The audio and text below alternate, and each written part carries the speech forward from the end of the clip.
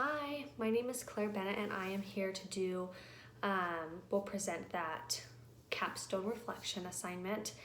I've been having some technical difficulties and so I will be just presenting without my PowerPoint. You won't be missing out a whole lot just because I was going to show you pictures, but I will attach the PowerPoint so that you can go over the pictures and I'll tell you what slides they're on as well. I've just been having some difficulties with recording and so this is what we're going to do. So I chose to do my assignment on mental awareness in nursing, specifically self-care. I chose to do this assignment. It's kind of a long story, but I became a nurse in August, and because of COVID, we are typically a orthopedic and a neuro floor, which just means like hip replacements, spinal surgeries, just any type of bone surgery, and then stroke patients. But again, because of COVID, we now have end-of-life care patients and telemetry patients as well. So we have gotten a whole new group of patients that we aren't, or population of patients that we aren't used to. And so things have been overwhelming with that. And then also we just opened, we're typically just a west wing that has 34 beds, but we just opened up a south wing as well. So we have increased our population or patient population numbers. So things have been pretty crazy to say the least. So I thought that it would be best to do some self-care or just look up some things on self-care for nursing, because as a new nurse, I already feel like I'm experiencing some burnout and exhaustion and resenting going to work when I first had started, I had loved going to work, but already I feel like I kind of dread it. And I had noticed that after speaking with other coworkers that they were having the same thoughts as well. So what I did these self-care checklists for 2 weeks, and I'm going to kind of go into detail about those in the next couple of slides. My mentor was Ashley. She is one of the charge nurses on our floor, and she is probably one of the best nurses I have ever met. She is just so kind, so patient, and just always willing to help. And that's what I loved about her as a new nurse. I knew I could always go and ask her questions, and I am a question asker, and she was never annoyed. She was always so sweet and so helpful. And so I knew that she would be a great mentor for this project. Another thing is she works hand in hand with our director. She's kind of her number two. And so I knew that she looks out for the unit the same way that my director does, and that they communicate as well. So I knew that it would be easier, I guess, to find some areas that maybe we needed some more education, or some type of project to just kind of improve either patient care or employee satisfaction. As far as my practicum goals were for this project, I had two of them. So the first one was to help nurses realize the importance of taking care of their basic needs. And the second one was to educate on the importance of self-care and how that benefits their personal lives and the lives that they work and the lives of those that they work with, as well as the patients that they take care of. And that was all on slide 2. So on slide 3, we'll talk about the analysis of this project. So as far as, I feel like I kind of am going a bit backwards, and I'm sorry about that, but as far as how I would see if this project was effective, like I mentioned earlier, I did a survey, and that survey was 2 weeks long, and individuals would fill them out every single day that they're at work. So I felt like I couldn't just do a checklist. I had to kind of ask some self-reflecting questions at the end to see if these surveys were actually beneficial or if I was just doing this for nothing. And so those 2 questions that I asked were if individuals felt better after completing these checklists, and if they believe that they could take better care of others when they take care of themselves first. As far as some adjustments that I had to make to my schedule, I noticed that I took a really long time getting the ball rolling for my project, as well as just finding the research and getting the surveys out there. I also feel like it could have been, it's definitely my time management skills, but I just feel like there's so much going on with school and work. Then as a new nurse, we also have this new nurse residency program. So life has been really busy, and I was taking things week by week. Then I realized, oh my goodness, I've got to speed things up. I was going a little too slow. Some difficulties that I noticed was if coworkers took the survey seriously and if they felt that it was beneficial. I noticed that it was a lot harder to not just complete the checklist, because the checklists were easy to complete, but to see if they were actually beneficial and if people were seeing the importance of this the way that I had seen the importance of this. I spent a lot of time researching and really just focusing on health promotion as a nurse, as a caregiver that takes care of other people. And so I felt like I was really passionate about this and really saw the need for it and the importance of this. And I was worried that maybe other people didn't see that, and I don't think everyone did. I know some people were kind of annoyed by the surveys, and that was really hard to see because I'm just coming at this with good intentions.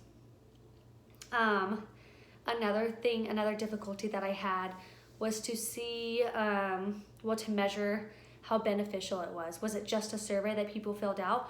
Or again, were people like me and could see the importance of this and seeing daily habits that they needed to change in their own lives to improve their mood and overall behavior at work, but also the care that they provided to their patients. And that was something that was pretty difficult that I noticed once I had done the project. And then the last difficulty that I noticed was the participation for the survey. Again, I didn't have as much participation as I would have hoped for.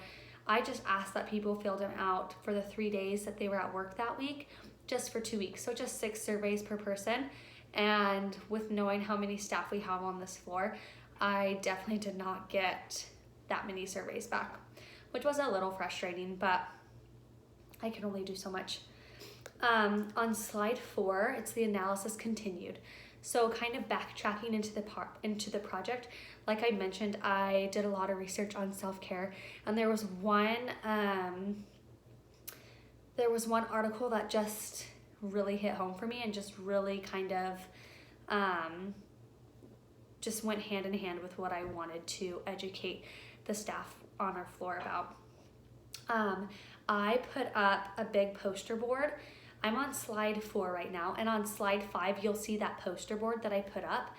But I put up a poster board that kind of went over the instructions, but it also went over why we were doing this.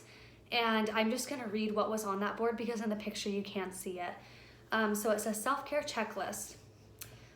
Why is this important, and what are the risks if we don't, sorry, I can't really read it. If we don't care for ourselves.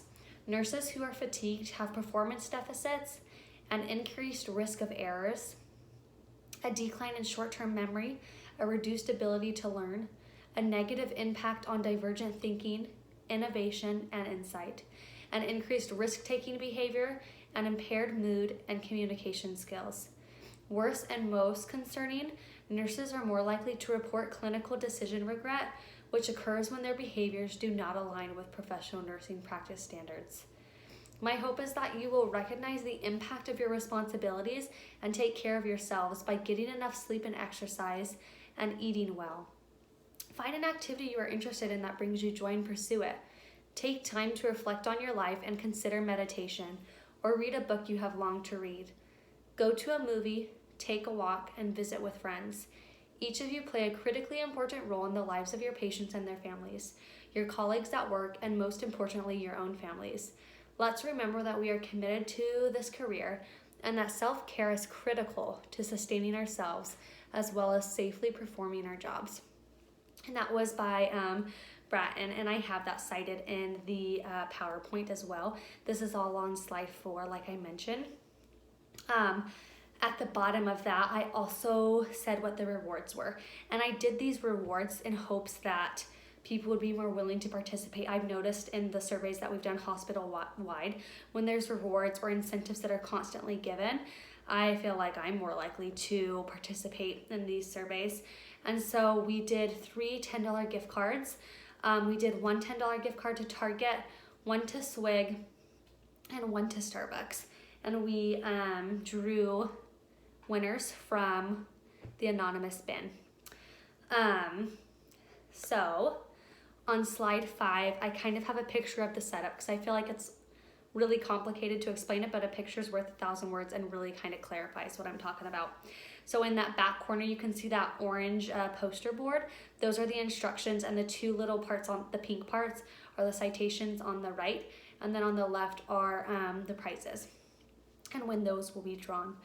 On the table, you can see 2 black tubs, and the black tub on the left is where you would put your surveys, and those were anonymous.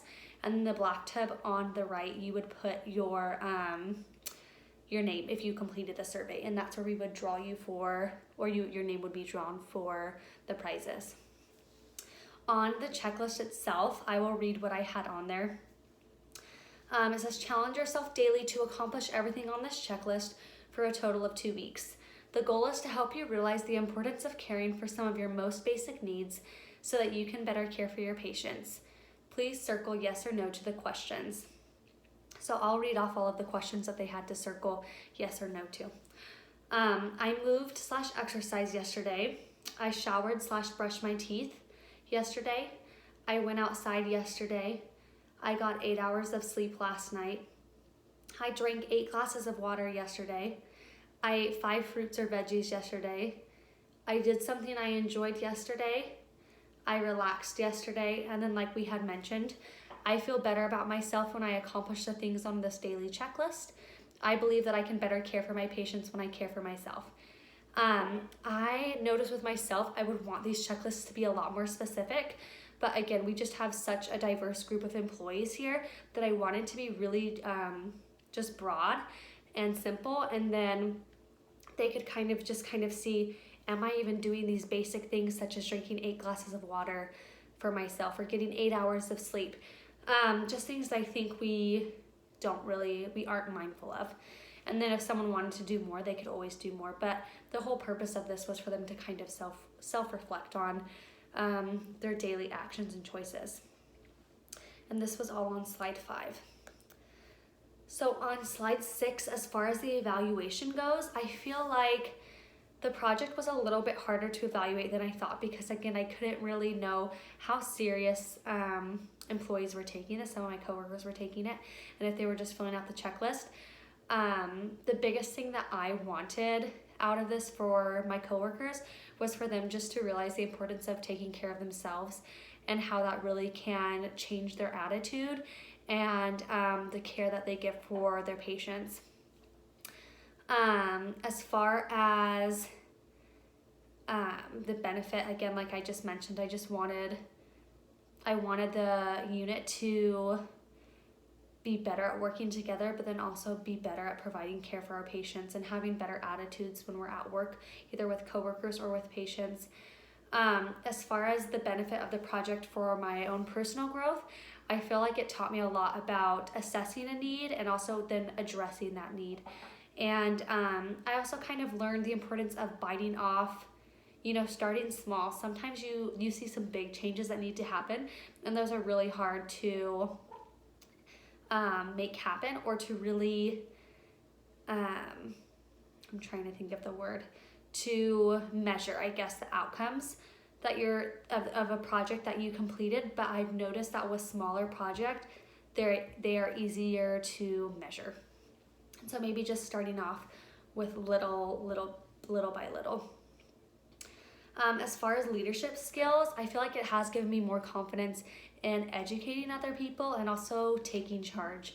Again, like I mentioned, when I see a need, I want to address the need instead of waiting for someone else to change something that I see needs to be changed. That was all on slide 6. On slide 7, I have some evaluation photos.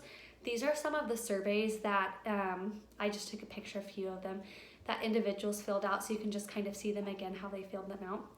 For the majority of the coworkers, my coworkers, they felt they circled yes to feeling better about themselves when they accomplished the things on their daily checklist. And again, circling yes to feeling that they felt better about, they felt they could better care for their patients when they cared for themselves. And so again, that gives me a lot of hope. But again, I hope they can just see the importance of this.